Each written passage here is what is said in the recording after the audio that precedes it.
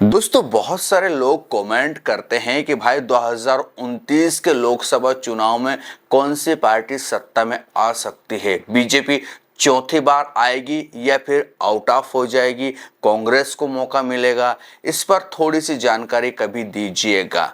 तो देखिए, पहली बात तो हम कोई भविष्यवाणी नहीं कर सकते कि कौन सी पार्टी सत्ता में आएगी और कौन सी जाएगी, लेकिन हम थोड़ी सी डिटेल आपको जरूर देंगे इस मार्फत कि क्या हो सकता है। वर्तमान की बात करेंगे कि वर्तमान में कौन सी पार्टी थोड़ी मजबूत नजर आती है, लेकिन उसके पहले हम ये बात कर लेते। कल एक वीडियो बनाया था जिसमें एक दर्शक के कमेंट का जिक्र था, क्योंकि वो हर वीडियो पर मुझे कमेंट करते थे कि भाई तुम दुनिया भर की बातें करते हो अपने वीडियो में कि फलाने देश में ये हो गया, फलाने देश में वो हो गया, इजराइल में ये हो गया, ईरान इराक की बात कर लेते हो, अफगानिस्तान की बात कर लेते हो, अमेरिका चाइना की बात करते हो, हिंदुस्तान की बात नहीं करते हो। जबकि हमारे देश में इकोनॉमी बहुत तेजी से बढ़ रही है। हम दुनिया की चौथी सबसे बड़ी इकोनॉमी हो चुके हैं, जापान को पीछे छोड़ चुके हैं। इस पर तो वीडियो बनाओ कभी। ले दे के Trump, Elon Musk, Netanyahu, Putin वगैरह बात करते हो। तो हमने कल इसी पर थोड़ी सी बात की थी कि बेशक हम दुनिया की चौथी बड़ी इकोनॉमी बन चुके, इसमें कोई शक नहीं है, क्योंकि अभी अमेरिका सबसे टॉप पर है, चाइना है, जर्मनी है, उसके बाद हम हैं कहीं ना कहीं। लेकिन उनसे मैंने एक सवाल भी किया था कि आप दरअसल गूगल कीजिएगा और पता करने की ये कोशिश करें कि हम हंगर इंडेक्स में कितने नंबर पर हैं, कितने सारे देशों से हंगर इंडेक्स में हम पिछड़े हुए हैं।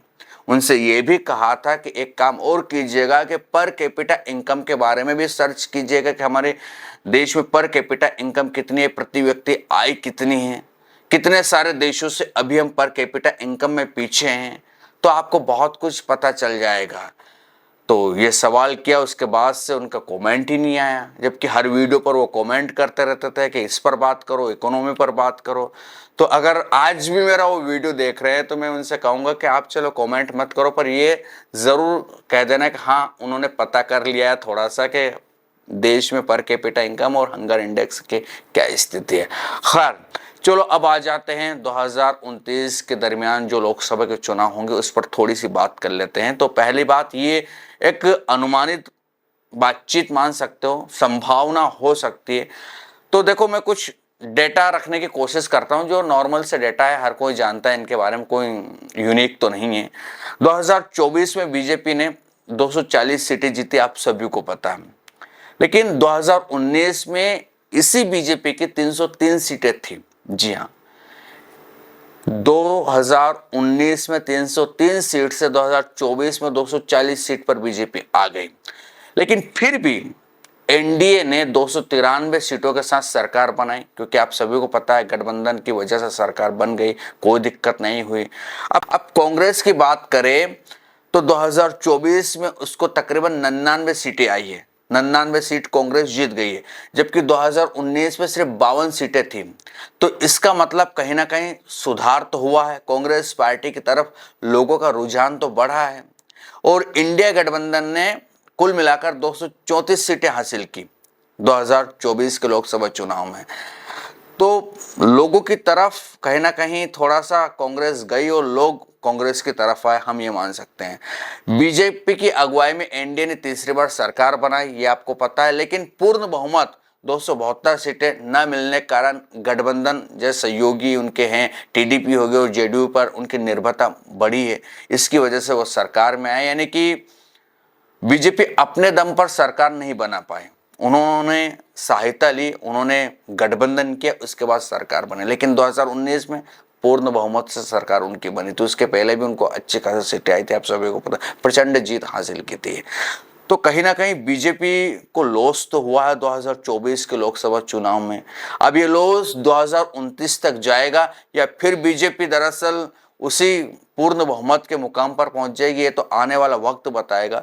लेकिन बीजेपी का मजबूत संगठन और नरेंद्र मोदी जी की लोकप्रियता जो है वो 2025 में 49% की रेटिंग कहीं ना कहीं दिखाई जाती है। बहुत सारे जो सर्वे होते हैं उनमें बताया जाता है कि इतनी सारी रेटिंग है, हम इस रेटिंग पर कहीं ना कहीं अपनी पूर्णता ये ठप्पा नहीं लगाते कि ये सही रेटिंग होगी, लेकिन जिस तरह पर गूगल पर जानकारी मौजूद है, जिस तरह से कई सारे न्यूज़ चैनल वाले सर्वे करते रहते हैं, उन पर उनकी 49% की रेटिंग है। और हिंदुत्व व विकास के मुद्दों पर फोकस भी करते रहते हैं, आपको पता है, और इसी वजह से उन्हें मजबूत भी ये मुद्दा बनाता है।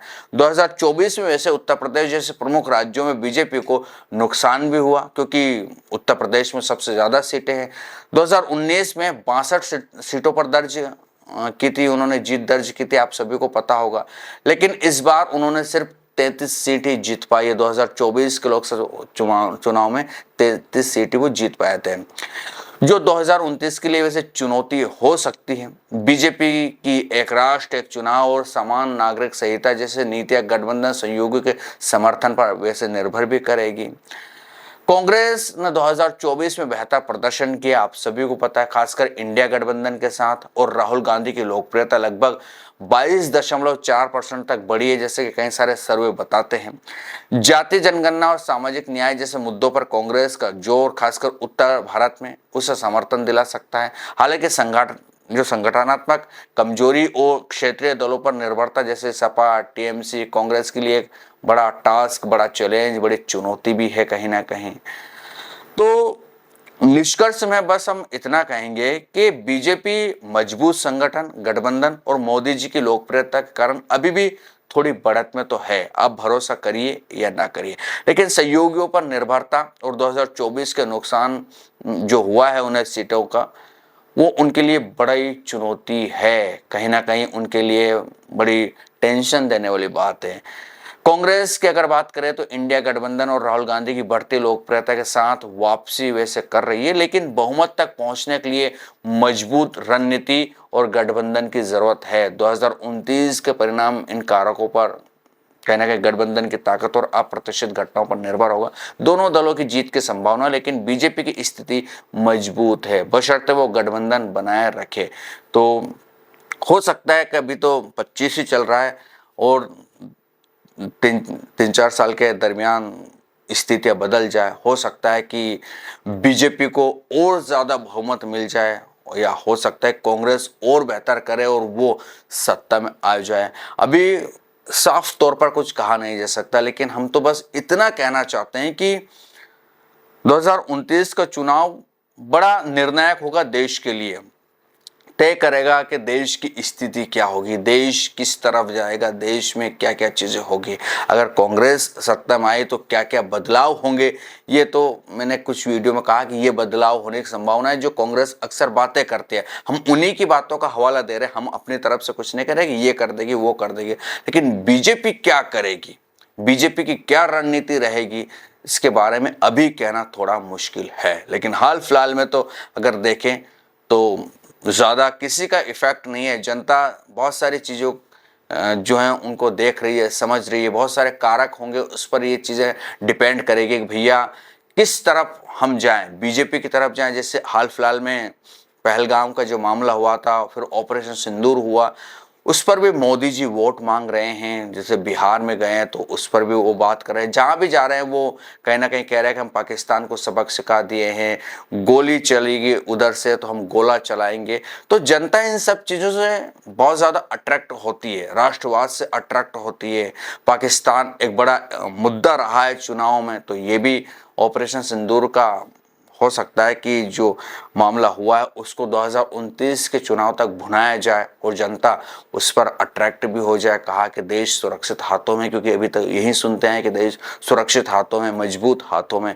तो जनता का कोई ठिकाना नहीं, और हो सकता है कि जनता महंगाई को ध्यान में रख ले, जनता बेरोजगारी को ध्यान में रख ले, जनता उद्योग धंधों में जो चीज़ें हो रही है उसको ध्यान में रख ले, एजुकेशन को ध्यान में रख ले, उस हिसाब से वोट करे। क्योंकि जनता का कोई ठिकाना नहीं है, जनता किस तरफ जा सकती है ये तो आने वाला वक्त ही बताएगा। लेकिन आपको क्या लगता है ये आप मुझे कमेंट में बता सकते हो। और हाँ, एक चीज़ और मैं आपको बता देता हूँ कि भले हम देश की बारे में कई सारे टॉपिक पर बात करते हैं, लेकिन दुनिया का रुख दक्षिणपंथी जो विचारधारा की पार्टियां हैं उनकी तरफ कहीं ना कहीं थोड़ा बरकरार है। आप गूगल कीजिएगा, आपको पता चल जाएगा। तो आखिरकार दुनिया पर क्यों दक्षिणपंथी पार्टियां हावी होती जा रही है, इसका रीजन आप तलाशिएगा, नहीं तो हम किसी और वीडियो में बात करेंगे। ये था वीडियो, कैसा लगा जरूर बताएं। जानकारी ठीक ठाक लगती हो चैनल को सब्सक्राइब, वीडियो को लाइक और शेयर करना ना भूलिएगा। फिर मिलेंगे किसी दूसरे वीडियो में, तब तक के लिए आपके दोस्त को दीजिए इजाजत। नमस्कार।